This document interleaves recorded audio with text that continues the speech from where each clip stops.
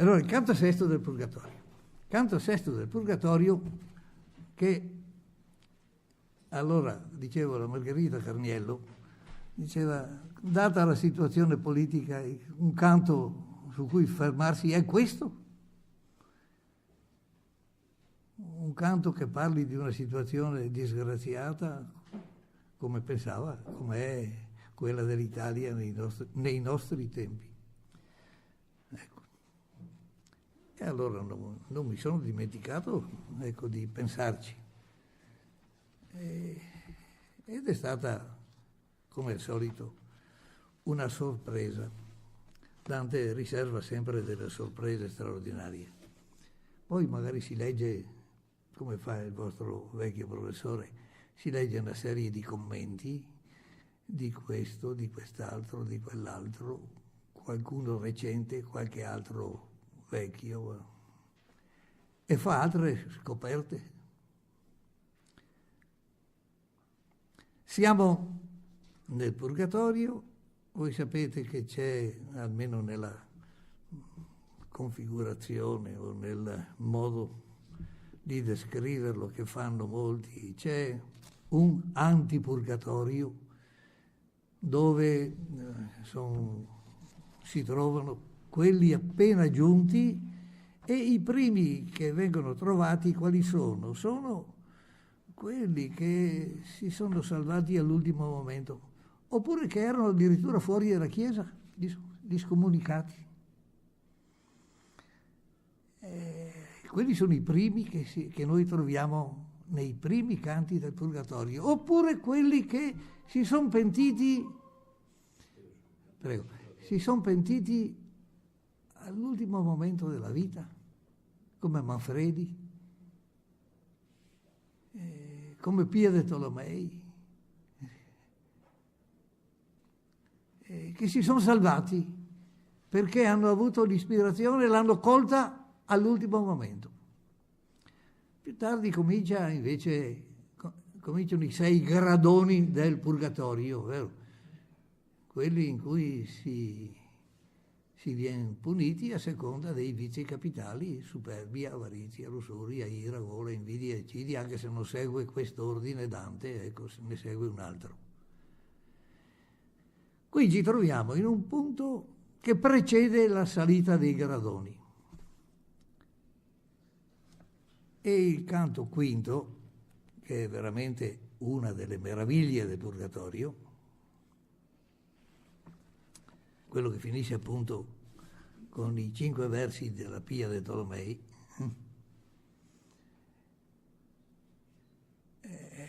era un canto difficilmente superabile.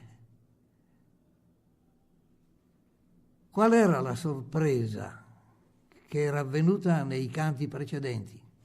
Che le anime che si trovano nel Purgatorio si accorgono che Dante ha il corpo, non è un aspetto esteriore, una specie di fantasma, tutto spirituale, ha un corpo, e da che cosa se ne accorge? L'ombra.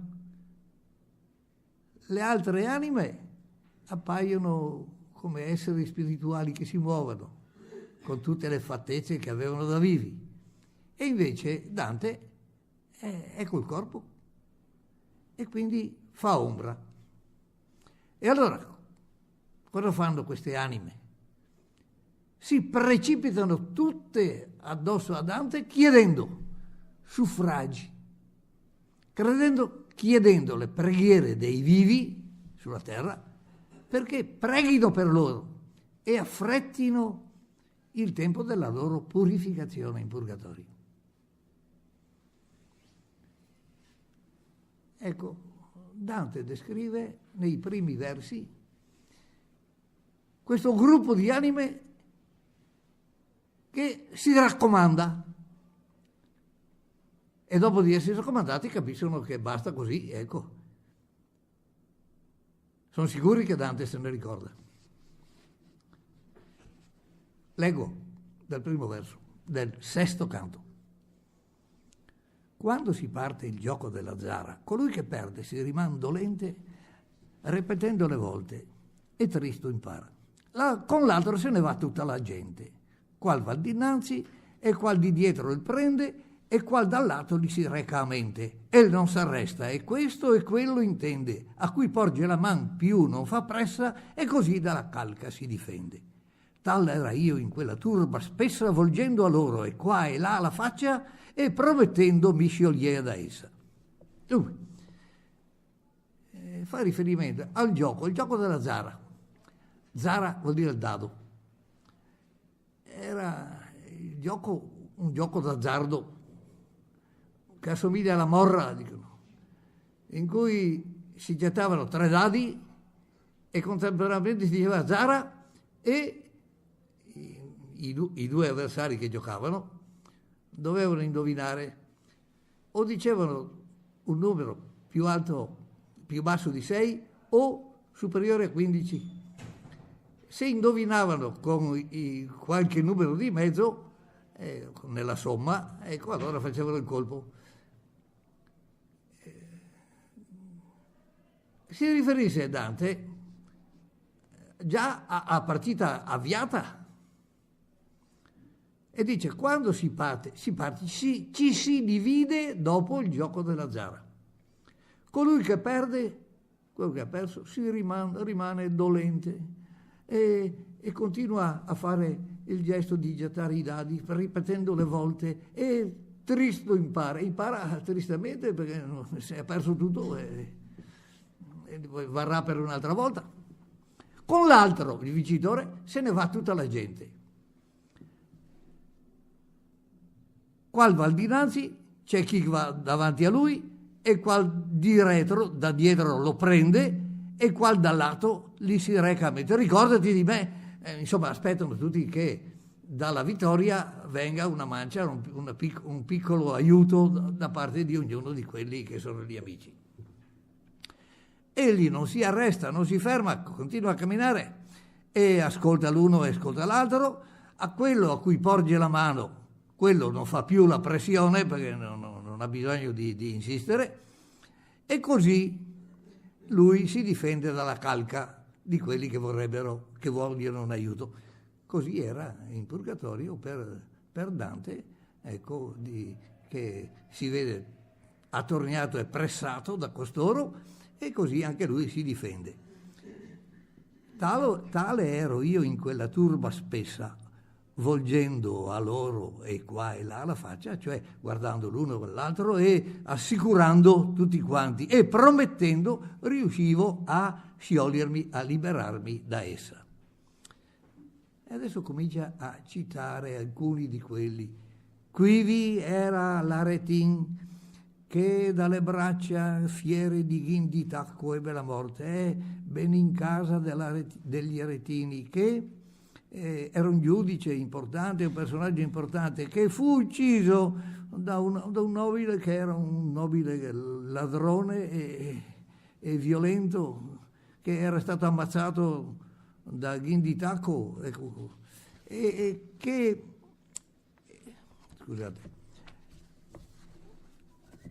e l'altro che annegò correndo in caccia Guccio dei Tarlati e un altro, adesso c'è tutta una serie di personaggi che fecero parte della cronaca nera del suo tempo e che furono ammazzati ora dall'uno o dall'altro, ecco, che però si sono salvati, sono tutti in purgatorio, ecco.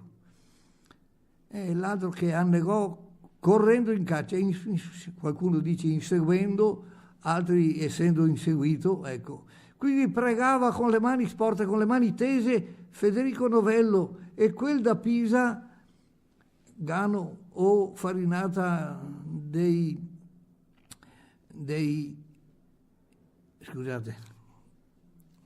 Scornigiani, sì, che fe parer il buon Marzucco. Questo buon Marzucco era suo padre, che si comportò con estrema dignità, anche se gli era stato ammazzato il figlio, e che aveva impressionato tutti i suoi contemporanei perché aveva perdonato. Vuol dire che una cosa era molto rara che si perdonasse agli uccisori, ecco. Che fe parer forte il buon Marzucco. Vidi Conte Orso, questo è della famiglia famosa degli Alberti, li abbiamo conosciuti proprio nel canto 32 dell'Inferno, gli Alberti, quei due, Napoleone e Alessandro, quei due che stavano col petto, coi petti addosso, l'uno addosso all'altro, e che si girano e spaccano il ghiaccio che c'è tra l'una testa e l'altra. Non so se vi ricordate, proprio all'inizio, con quella scena violentissima del canto 32, è vero? Ecco. E l'anima divisa dal corpo suo per odio o per invidia, come él diceva, non per colpa commisa, Pier della Broccia, dico. E questo Pier della Broccia è un personaggio francese di una notevole importanza, ecco, che ebbe molte noie. Da chi? Dice, e vedo l'anima divisa dal suo corpo, cioè che fu ucciso per astio, odio qui, vuol dire, e per invidia, come diceva lui, non per colpa commessa. Pier della Broccia. E qui stia bene attenta la donna di Brabante, questa signora che l'aveva accusato, che era una signora importante perché era la convivente di Enrico III l'Ardito, che lo accusò di aver tradito suo marito, il re, che lo accusò anche di essere stata, come dire, che lui avrebbe cercato di abusare di lei. Ecco, stia bene attento, dice, ecco, e stia attenta a quella donna, ecco, in maniera da non essere di peggior greggia, vuol dire che è ancora viva, che non le tocchi andare all'inferno. Ecco. Dante in questo modo riesce a liberarsi di tutti quanti. Tutta questa descrizione, che parte addirittura da un esempio banalissimo di un gioco d'azzardo, serve solo per dire sono riuscito finalmente a liberarmi e a muovermi perché voglio procedere, devo fare tutto questo giro, salire tutta la montagna del Purgatorio, che è l'enorme montagna nata da che cosa? Dallo sfondamento operato col formarsi del cono infernale. Perché la montagna del Purgatorio è proprio all'opposto sull'altro emisfero, all'opposto del cono infernale. Ed era un'altissima montagna che qualcuno aveva intravisto, non so se vi ricordate, qualcuno è Ulisse nel canto 26 dell'Inferno, che la vede la montagna della salvezza, ma subito c'è la bufera che lo travolge e che lo fa sommergere, vero? Bene, allora, come libero fui da tutte quante quelle ombre che pregar pur ch'altri prieghi, sì che savacci lor de venir sante, io cominciai, e il par che tu mi nieghi, o luce mia, espresso in alcun testo, che decreto del ciel orazion pieghi. E questa gente prega pur di questo. Sarebbe dunque la loro speme vana, o non m'è il detto tuo ben manifesto? Ed egli a me, la misura è piana, e la speranza di costor non falla se ben si guarda con la mente sana, che, cima di giudicio, non s'avvalla perché il fuoco d'amor compie in un punto ciò che dee soddisfar chi qui si astalla. E là, dov'io fermai codesto punto, non s'ammendava per pregar difetto, perché il priego da Dio era disgiunto. Veramente a così alto sospetto non ti fermar se quella non ti dice che il lume fia tra il vero e l'intelletto. Non so se intendi, io dico di Beatrice, tu la vedrai di sopra, in sulla vetta di questo monte, ridere e felice. Quando fui libero da tutte quelle ombre che pregavano perché io pregassi, perché io mi ricordi da vivo, una volta finita l'esperienza che sto compiendo, di pregare per loro, in maniera che si affretti il loro divenire sante, divenire completamente liberate da ogni traccia di vizio, di modo che sia possibile salire al paradiso. Io cominciai. Sembra o luce mia, si rivolge lui a Virgilio, simbolo della ragione, la ragione fa luce alla mente, ecco perché dice o luce mia. Ecco, sembra che tu in qualcuno dei tuoi testi, dei tuoi libri, neghi che l'orazione pieghi decreto del cielo. Sembra che tu dica in qualche passo della tua opera che l'orazione non piega le decisioni di Dio. Quello che Dio ha deciso è deciso. Sembra che tu dica così. Come mai salta fuori questa citazione? Dice un famoso passo: desine fata deum flecti sperare precando. Smetti di sperare pregando, di piegare, che siano piegati, cambiati i destini fissati da Dio. Con questa frase tu dici che la preghiera per i defunti è inutile, che la preghiera di suffragio non è tale da cambiare le decisioni già prese da Dio. E se tu dici così, lui che ha bene in mente tutta l'opera di Virgilio, ecco, e che la conosce veramente, ben la sai tu che la sai tutta quanta, dice un altro passo, vero? La sai tu, Dante la sapeva veramente tutta quanta a memoria, quindi poteva fare un riferimento all'opera di Virgilio. Quanto è fondata allora questa idea di Virgilio? Se tu dici che le orazioni non possono piegare, cambiare, alterare, modificare il decreto del cielo, eppure questa gente eppure questa gente prega soltanto di questo, prega che tu modifichi, prega che venga modificato, che so io, diciamo noi adesso in termini devi fare 5 anni di purgatorio, cioè subire una penitenza dolorosa, e se sono 5 anni, come si fa a ridurre 5 anni? Non hai appena detto che non è possibile che l'orazione modifichi questa situazione? Questa gente prega soltanto per ottenere una riduzione del periodo di penitenza. Sarebbe dunque vana, inconsistente la loro speranza, o non mi è ben chiaro quello che tu hai affermato? Risponde Virgilio: la mia scrittura, quello che ho scritto, è piana, è liscia, libera, chiara. E la speranza di costoro non sbaglia. La loro speranza è fondata, se ben si guarda con la mente sana. Perché l'altissimo giudizio di Dio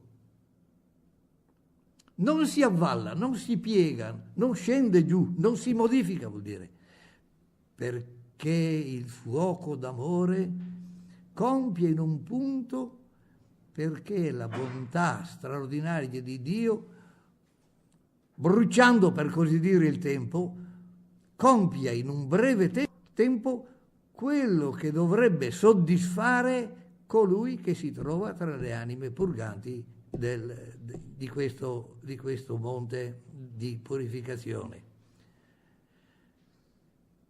E là dove io fermai codesto punto, là dove dissi quell'affermazione, desine fata deum flecti sperando e pregando, smetti di sperare pregando, di modificare la decisione di Dio, non s'ammendava per pregare difetto. Là dove io lo dissi non era possibile che ci fosse un compenso al difetto, alla mancanza, per mezzo della preghiera. Perché? Perché la preghiera era disgiunta da Dio. Io parlavo in tempo di paganesimo, non era ancora avvenuta la redenzione operata da Gesù Cristo, o la redenzione operata da Gesù Cristo, invocare i meriti di Gesù Cristo per la liberazione delle anime è diventato naturale dopo la morte di Cristo in croce. Quindi era una situazione diversa e quindi prima quello che ho affermato era valido, ma io mi riferivo al tempo antecedente alla redenzione. Veramente a un dubbio così grande non ti fermar, se non te lo dice colei, Beatrice, che sarà luce tra il fatto e la comprensione del fatto. Non so se hai capito, sto parlando di Beatrice. Tu la vedrai di sopra, sulla vetta di questo monte, la vedrai sorridere e la vedrai felice. Quindi sta tranquillo che quanto affermavo io è superato e che vera e giusta è la preghiera per le anime che si trovano in purgatorio. E Dante ripetutamente mostra in tutti i canti successivi che la preghiera delle anime dei parenti che sono sulla terra e anche e soprattutto di qualche buona moglie che prega molto per suo marito. Il caso tipico è quello di Forese Donati, e di cui la moglie, l'anella mia, dice che con le sue preghiere, con le sue suppliche mi ha già aiutato e continua ad aiutarmi. Ecco. Ne fa degli esempi, sono esempi anche molto consolanti e persuasivi, e direi non solo quelli dei familiari, ma degli amici, gli amici che si raccomandano. Se possiamo dire una definizione generica del purgatorio, dovremmo dire che è la cantica dell'amicizia. Questo lo scoprirete man mano che leggerete i canti con vostro diletto. Va bene? Ed io, Signore, andiamo a maggior fretta, che già non m'affatico come dianzi, e vedi ormai che il poggio l'ombra getta. E io, Signore, andiamo, ho capito, ma sbrighiamoci perché so che devo ancora fare tanta strada. Ecco, andiamo a maggior fretta. Non sento più la fatica come prima, e vedi che il poggio, il monte, getta ombra e che quindi io, non vedono più tra poco la mia ombra, non vedono più l'ombra, ecco. Fa ombra già da solo il monte che noi stiamo girando. Noi anderemo con questo giorno innanzi, rispose, quanto più potremo mai, ma il fatto è d'altra forma che non stanzi. Prima che sia lassù, tornar vedrai colui che già si copre della costa, sì che i suoi raggi tu rompere non fai. Noi andremo avanti in questo giorno, dice, quanto più potremo, ma il fatto è diverso da quello che tu giudichi. Prima che tu sia lassù, vedrai tornare il sole, colui che già si copre, colui che è già coperta, la cui luce è già coperta dal movimento del monte, perché loro pensano che sia il sole che gira, vero? Come al solito. Così che tu adesso non fai più rompere con la tua persona fisica i raggi del sole e non fai più ombra, ma vedi là un'anima che posta sola soletta in verso noi riguarda, quella ne insegnerà la via più tosta. Ma guarda là un'anima che posta da sola soletta, guarda verso di noi senza fare gesti né segni di alcun tipo, quella ci insegnerà la via più rapida. Venimmo a lei. O anima lombarda, come ti stavi altera e disdegnosa, e nel mover degli occhi onesta e tarda. Ella non ci dicea alcuna cosa, ma lasciavane gir solo sguardando a guisa di leon quando si posa. Giungemmo da lei E Dante parla direttamente a lui e dice: oh anima lombarda. Ma sono riflessioni che fa lui. Come stavi lì, altera, con atteggiamento dignitoso e disdegnosa, non con la curiosità tipica di chi vuole levarsi la curiosità. No, nessuno di questi atteggiamenti. No, una persona seria che sta riflettendo, e vedremo quali sono le sue riflessioni.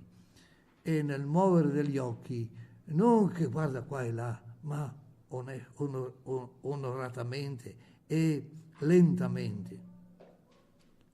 Ella non ci diceva alcuna cosa, ma lasciava neggire, ci lasciava passare solo sguardando, con un guardo, e diremmo, apparentemente distratto,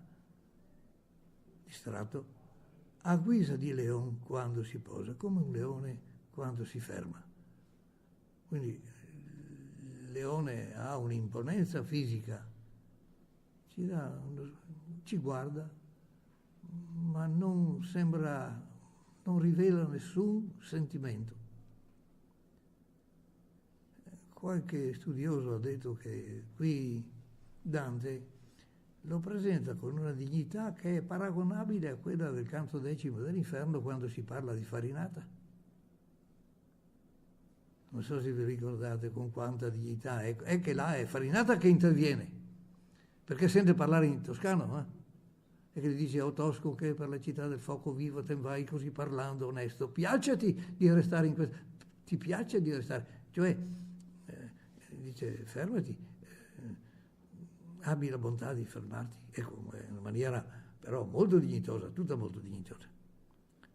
Pur Virgilio si trasse a lui pregando che ne mostrasse la miglior salita, e quella non rispose al suo dimando, ma di nostro paese e della vita cinchiese, e il dolce duca incominciava Mantua, e l'ombra tutta in serro mita sorse ver lui dall'oco, ove pria stava dicendo: o mantovano, io son sordello della tua terra, e l'un l'altro abbracciava.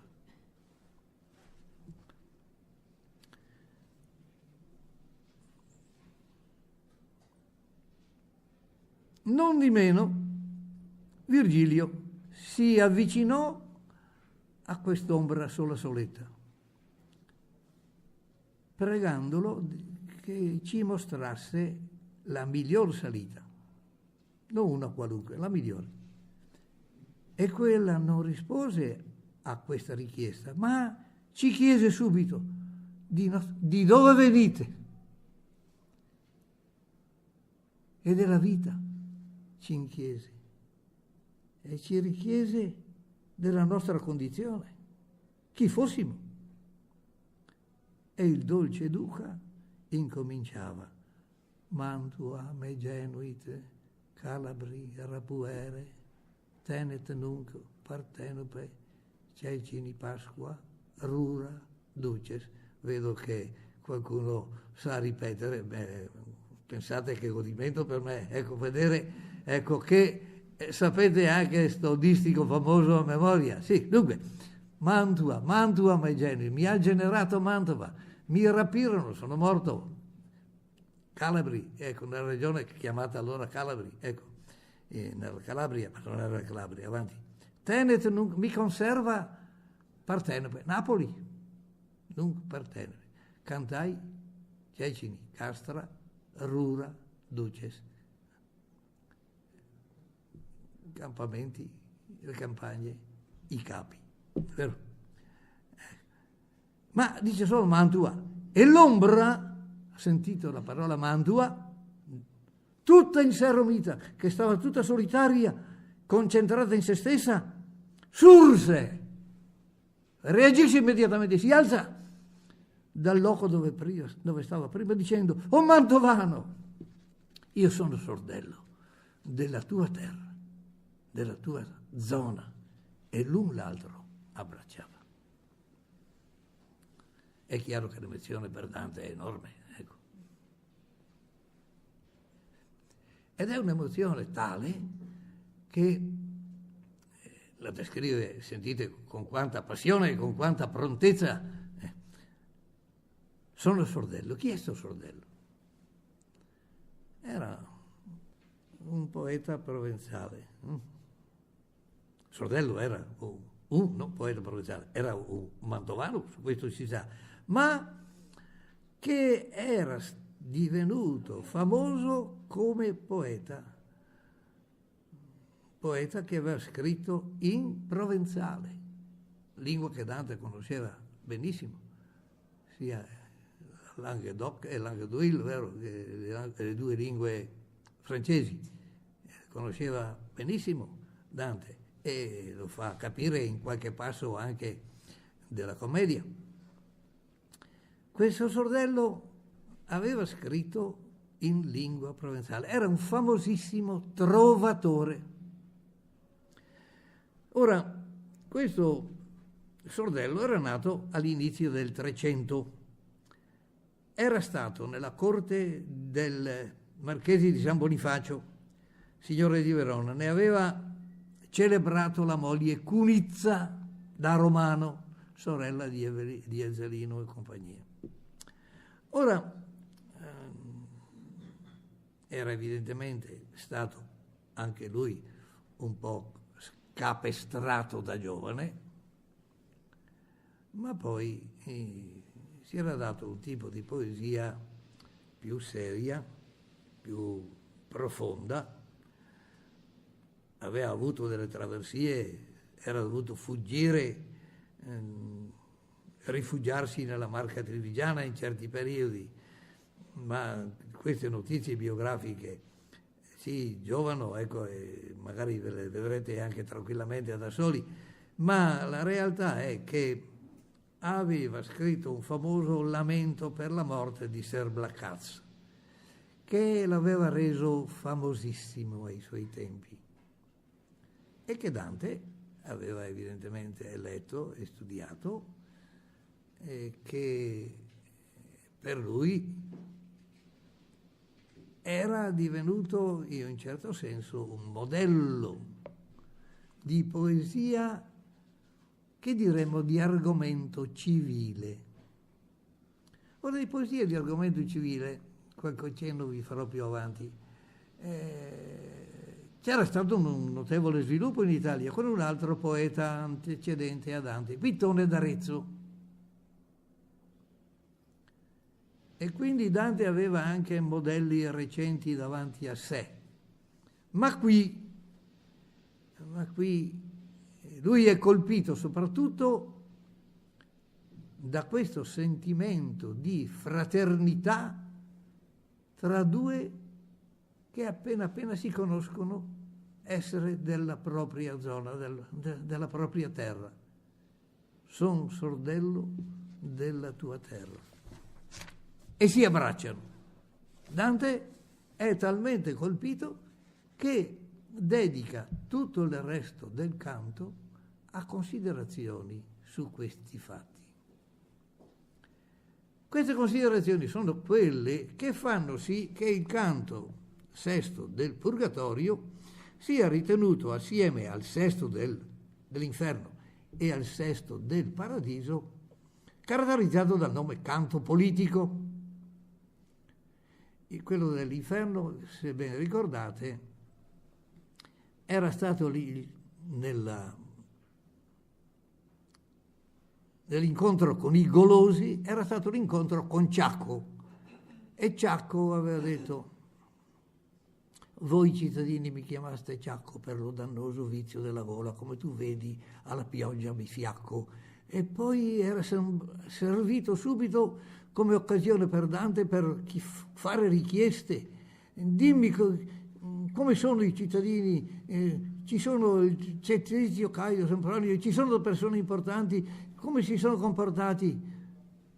È vero che Ciacco dà una risposta terribile: ei son tra l'anime più nere, diversa colpa giù li grava al fondo, se tanto scendi, là potrai vedere. Aveva chiesto i migliori personaggi di Firenze e la risposta di Ciacco dice andando avanti qua in inferno li trovi tutti. Quindi non era mica tanto confortante, ecco, come avete ben capito. Vero? Il canto del Purgatorio, il sesto del Purgatorio, evidentemente sembra diventare un canto politico specifico, ma non lo è più di tanti altri, no? Anche i canti successivi sono canti politici, il settimo e l'ottavo sono canti ugualmente politici, ecco. Quindi fare dei tre, e quello del Paradiso poi è il canto di Giustiniano, che parla dell'imperatore, di colui, quello dell'autore, o almeno chi propone il corpus iuris civilis, vero? È famosissimo, ecco. Ora il codex, vero?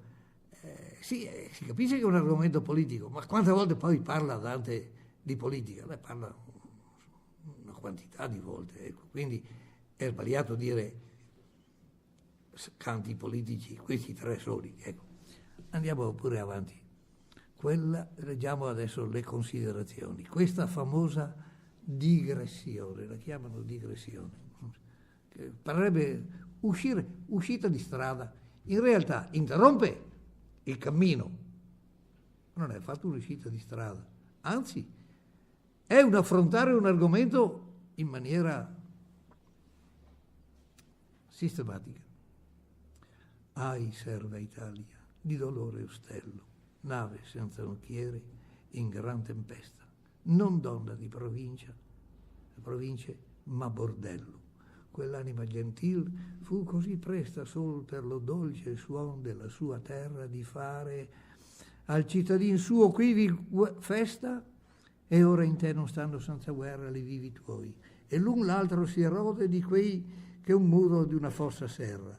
Cerca misera intorno dalle prode le tue marine, e poi ti guarda in seno se alcuna parte in te di pace gode. Che val perché ti racconciasse il freno Giustiniano se la sella è vota, senza esso fora la vergogna meno. Ahi, gente che dovresti essere devota e lasciar seder Cesare in la sella, sebbene intendi ciò che Dio ti nota, guarda come sta ferra è fatta fella, per non essere corretta dagli sproni, poi che ponesti in mano alla predella. Dopo riprenderemo, ecco, perché bisogna che ci fermiamo, se no andiamo troppo avanti. Ais, Italia schiava, casa del dolore, nave senza timoniere in grande burrasca, non signora di province, domina provinciarum, che era un termine proprio biblico, ecco, ma questo bordello vuol dire semplicemente meretrice, ecco, contrariamente a quello che almeno così sostengono i maggiori studiosi. Quell'anima nobile fu così rapida solo a sentire il dolce suono, il dolce nome della sua terra, di far festa al suo concittadino, ed ora, mentre ora, vuol dire in te, i tuoi vivi, quelli che vivono dentro le tue città, la tua terra, l'Italia, non stanno senza guerra, sono sempre in guerra tra loro, e l'un l'altro non dice si disturba, si rode. Pensate che è il linguaggio proprio del canto 32 e 33, là dove Ugolino rode la testa, vi ricordate? Ecco, è il termine quello, ecco.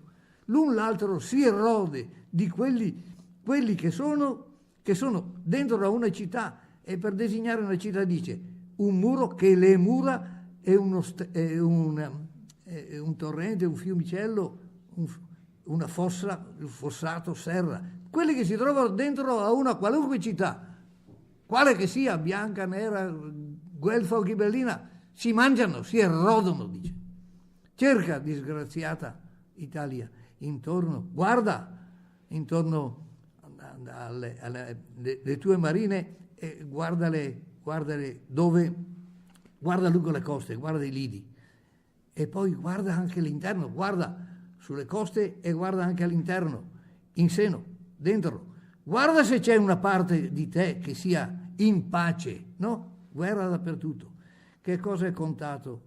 Che Giustiniano rimettesse a posto, rimettesse a posto tutte le leggi in quel grande lavoro del codice?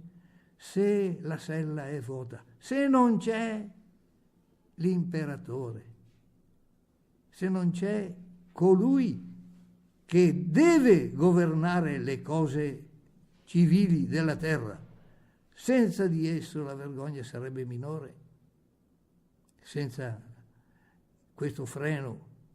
Ma abbiamo leggi meravigliose che servirebbero benissimo per la buona amministrazione degli stati e invece non ce ne applica.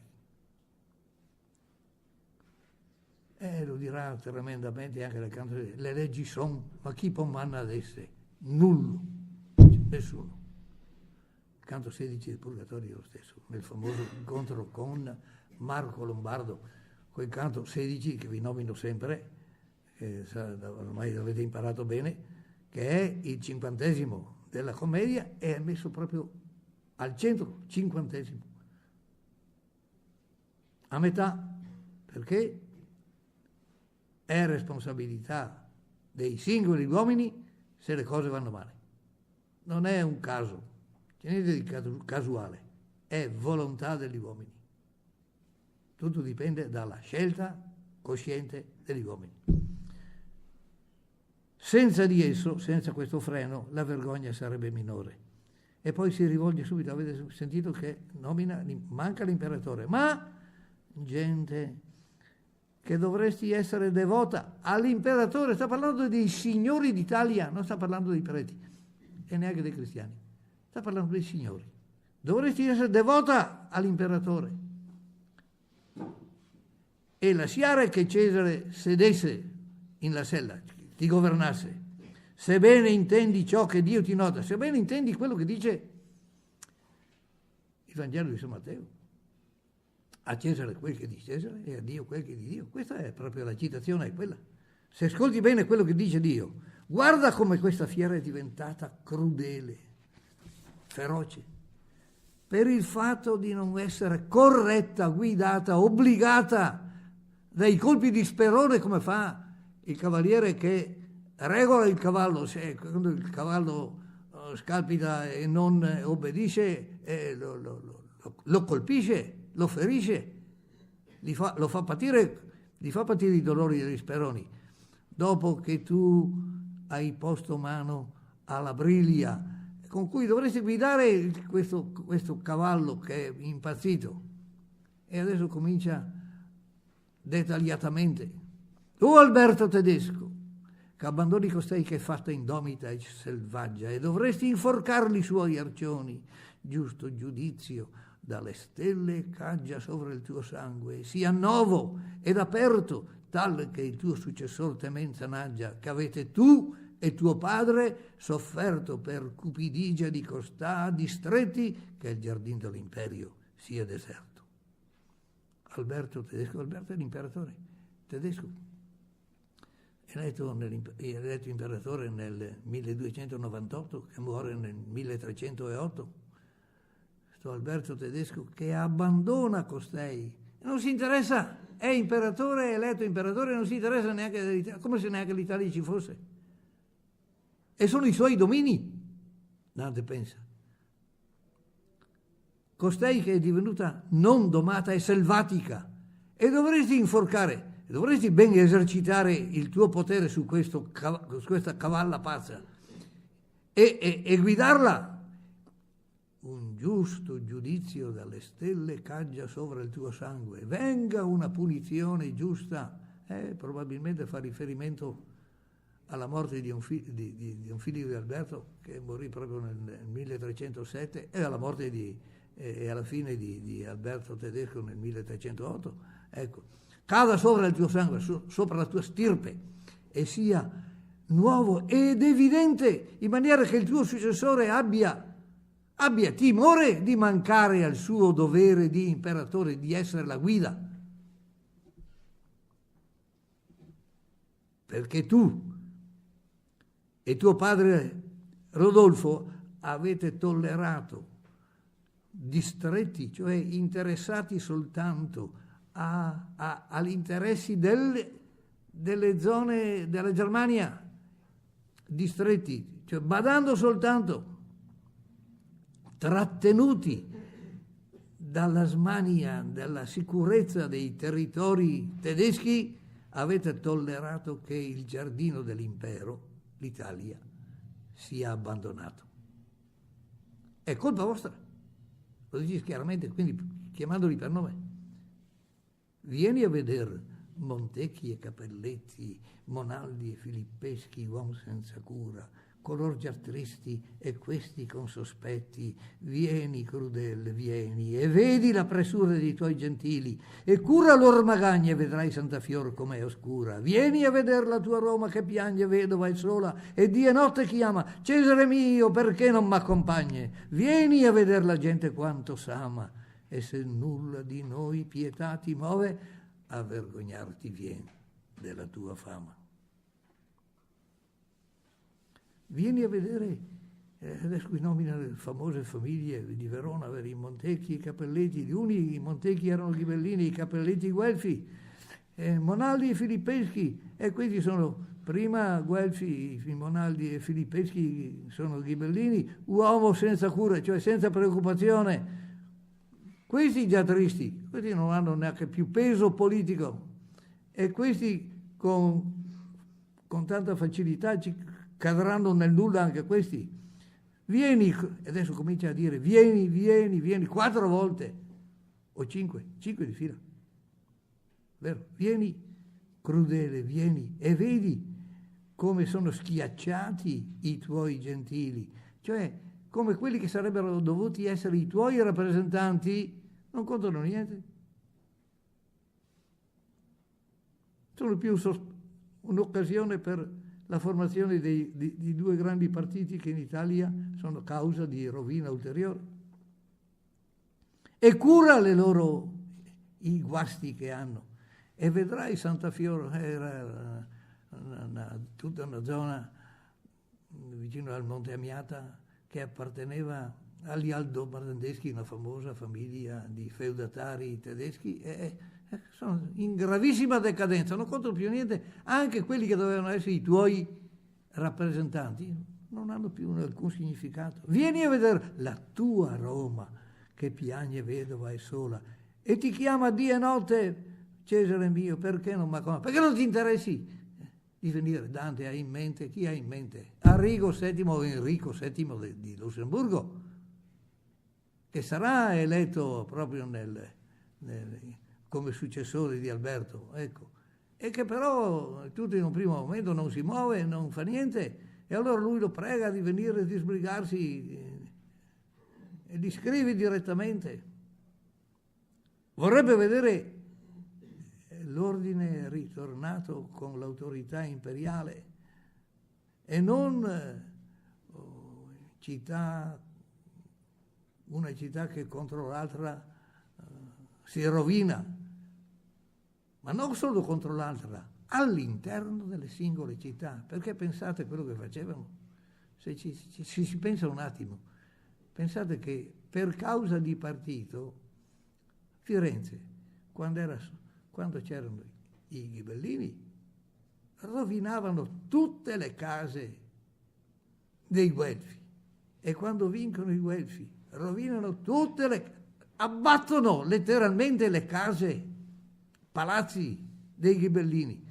Cioè sono follie, non solo città contro città, che so io, Firenze Guelfa contro Siena ghibellina, ma anche all'interno. E queste divisioni sono dappertutto. Pensate al famoso caso di Pisa, no? Là addirittura Ugolino, che è traditore, e l'arcivescovo Ruggeri, che è traditore a sua volta. Quindi sia il rappresentante civile che il rappresentante religioso all'interno della stessa città di Pisa. Quindi queste sono le situazioni a cui fa riferimento Dante. Lui le ha patite nella sua carne viva, vero? Le aveva già patite tutte, perché era stato espulso. Questi qui un attimo si può fare un inciso e dire quando l'ha composta questa parte, quando ha composto il Purgatorio. È molto discusso se gli anni della composizione del Purgatorio siano proprio gli anni dal 9 al 13, dal 9 al 1309-1313. Questo per metterlo d'accordo, ecco, pensando a un inizio reale dal 1303 dell'inizio, ma se ben ricordate io ho sempre sostenuto con voi che Dante alla commedia pensò già nel momento in cui finì di scrivere la Vita Nova, perché aveva promesso di scrivere quello che mai non fu detto da alcuno. Aveva già fatto una promessa grande e probabilmente Dante è da allora, voglio dire dal 1293 che stava pensando. E del resto non è possibile che un capolavoro sia frutto di una fulminea scrittura, è frutto di una lunga riflessione. Ricordate ancora quella frase che dicevo spesso con voi? Lo stile è una lunga fatica, vero? Lunga fatica. Vediamo qui, finiamo. Vieni a vedere la gente quanto s'ama, quel quanto che è proprio l'opposto, vero? Quanto poco si ama, vuol dire proprio, ecco. E se non ti muove nessuna pietà di noi, vieni a vergognarti della tua fama, dice. E poi arriva la frase che è una frase blasfema, perché se licito meo sommo gioia, che fosti in terra per noi crocefisso, son li giusti occhi tuoi rivolti altrove, o è preparazione che nell'abisso del tuo consiglio fai per alcun bene in tutto dell'accorgere nostro scisso. Sono 6 versi impressionanti, vero? Si rivolge a Gesù Cristo, lo chiama Giove. Perché lo chiama Giove? Qualcuno, come il Kibens, ha fatto notare che, insomma, che è sbagliato, insomma, che Dante poteva risparmiarsi. In realtà il cielo di Giove è il cielo del paradiso, è il cielo della giustizia. Ed è pensando al pianeta Giove che dovrebbe influire benevolmente sull'applicazione della giustizia sulla terra, che lui adopera questa parola Giove, che vuol dire invece Gesù Cristo o sommo Dio, vuol dire semplicemente che fosti crocifisso in terra per noi. I giusti dei tuoi occhi sono rivolti altrove, ma Dio non è onnisciente, non vede tutto. Non posso leggervi quella poesia di Giovanni Giudici, ecco, che era il padre che gli diceva sempre Dio è in ogni luogo. L'ho ricordato un mese fa, era la prima volta a quel Giudici, era una delle sue più note poesie, ma non ci posso tornare, mi dispiace, questo non è il momento. Dunque, i tuoi giusti occhi sono rivolti altrove. Come si fa a dire, tu che vedi tutto, stai guardando da un'altra parte? Sarebbe offensivo per Dio. Ma poi dice, o è preparazione che nella sapienza abissale della tua onnipotenza tu fai in vista di un bene del tutto scisso dalla nostra capacità di accorgerci di esso. Cioè, o hai tu, Dio, un progetto più grande che noi adesso non comprendiamo?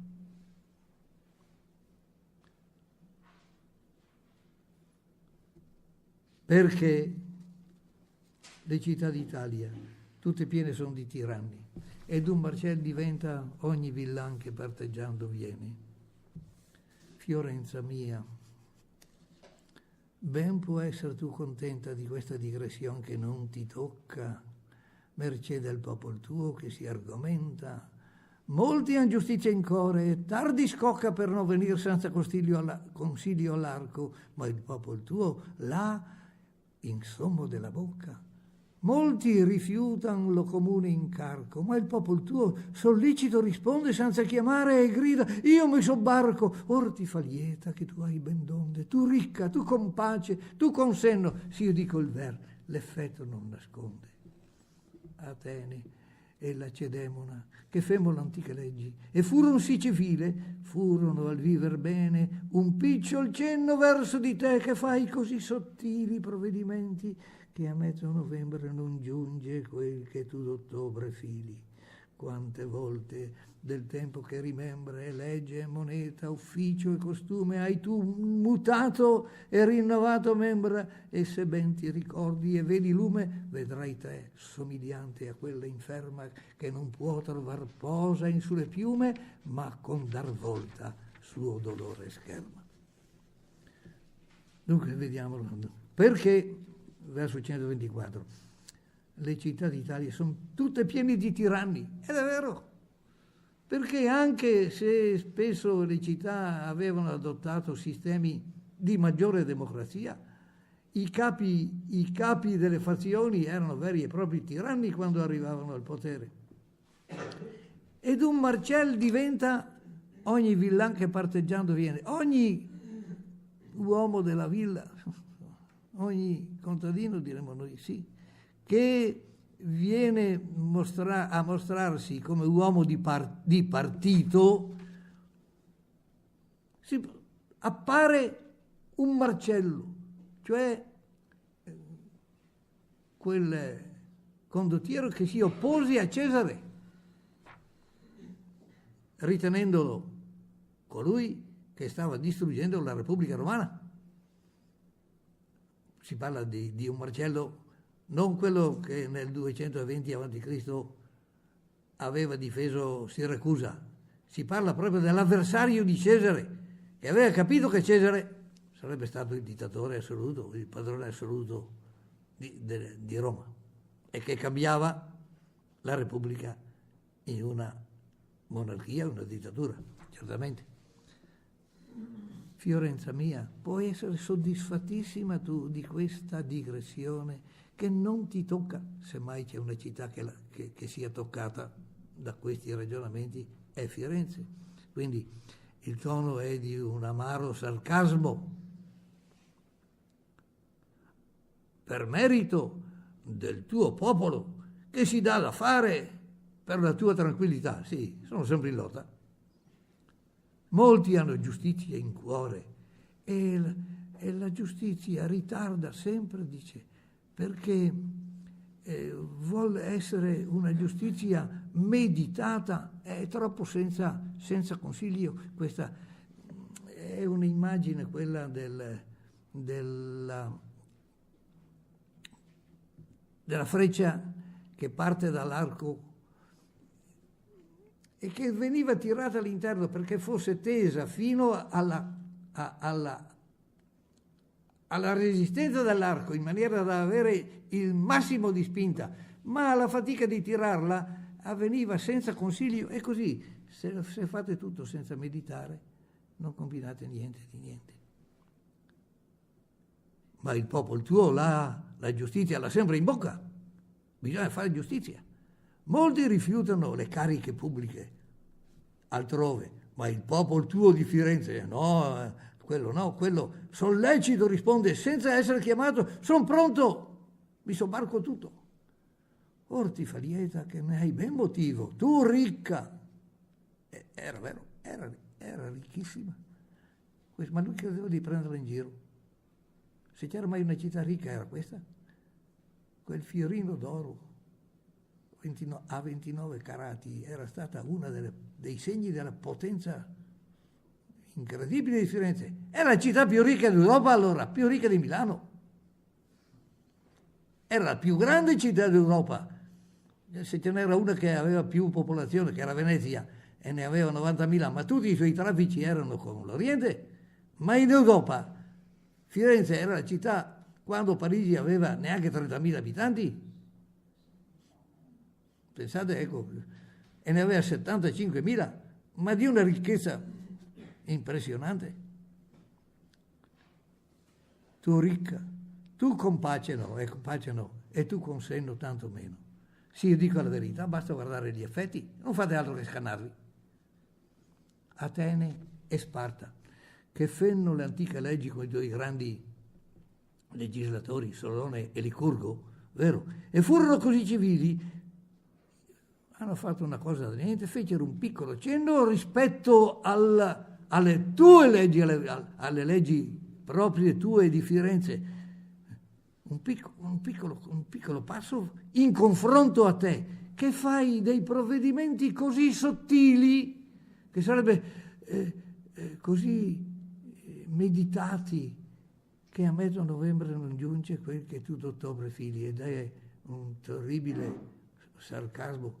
Sono dei provvedimenti che non durano da ottobre a novembre, vuol dire sottili, che si spaccano subito.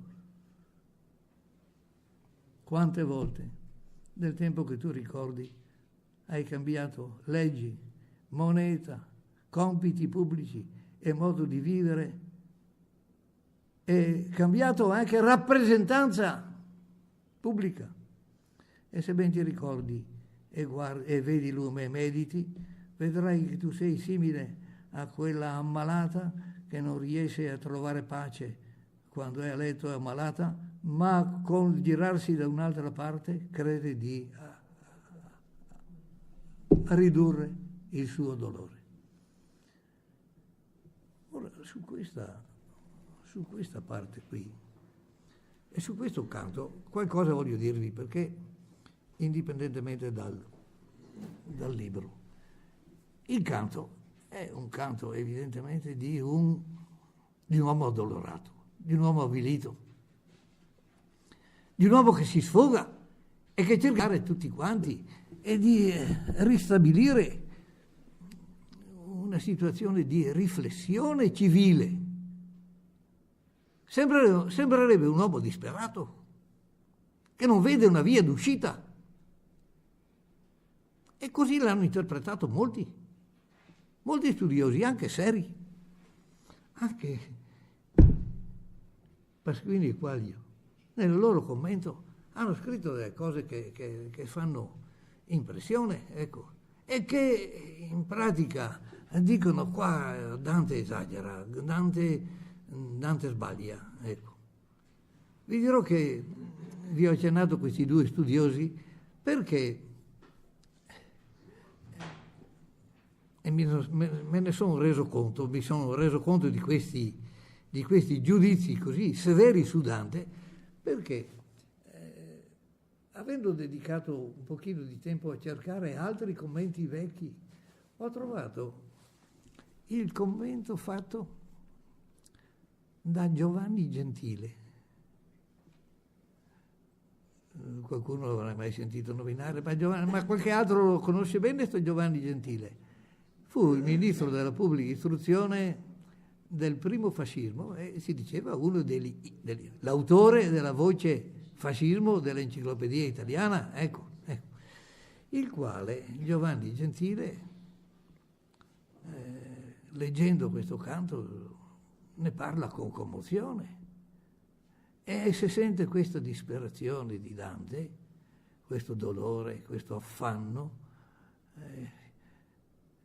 non è che non intraveda, sì, verrà qualche cosa di straordinario più tardi, non parla di Mussolini avanti, dai, ecco, chi rimetterà le cose a posto, no, dice qualcosa di straordinario capitò subito, dice, quando ci fu l'umanesimo e il Rinascimento, quella popolazione lì e quei centri lì, e in particolare Firenze, cosa hanno prodotto per la civiltà universale?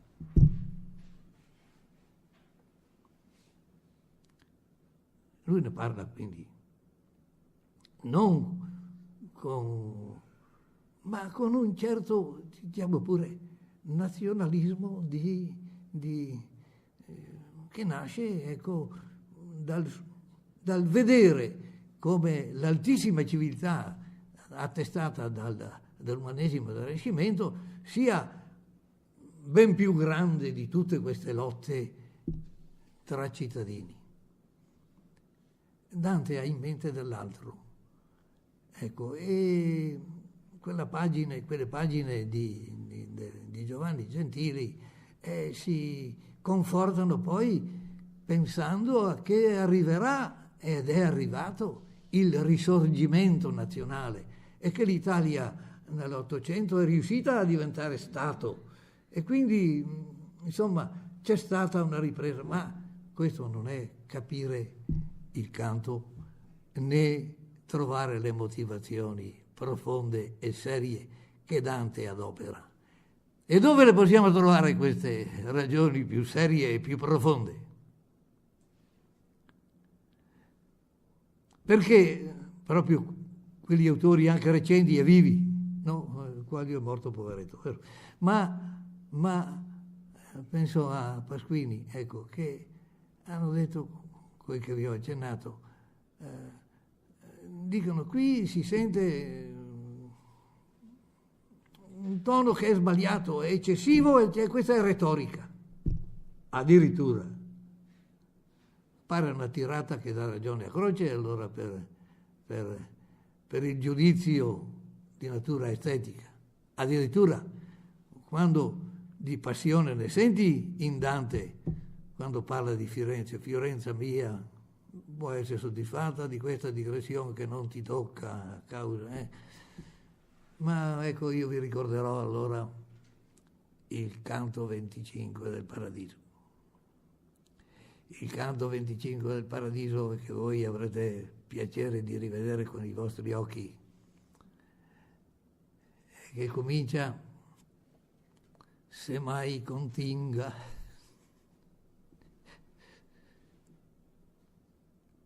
che il poema sacro a quale ha posto mano e cielo e terra, sì che m'ha fatto per molti anni vinca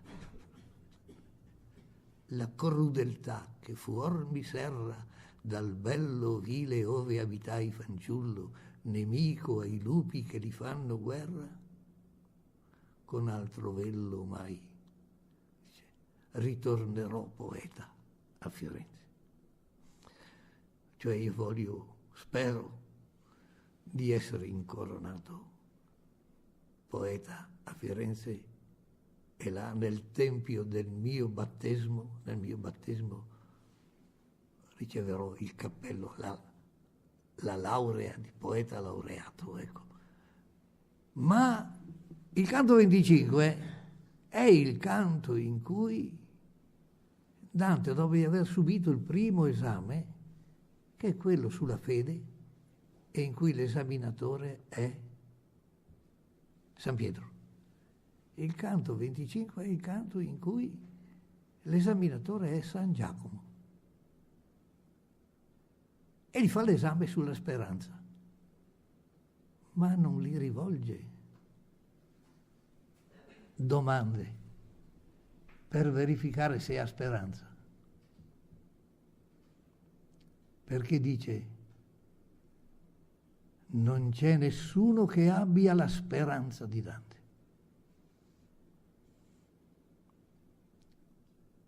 Sulla terra non c'è nessuno che abbia la speranza di Dante. Dante è un uomo pieno di speranza che le cose possono cambiare. E lo rivedrete, se avrete voglia, e anche con soddisfazione. Ecco, la terra tutta quanta non ha nessuno che abbia più speranza di Dante. E un cristiano deve avere la speranza. Dio è padrone della storia. Dio è padrone della storia. E il Vangelo e l'Apocalisse questo lo dicono con assoluta chiarezza. Dante non aveva nessun dubbio ed era convinto.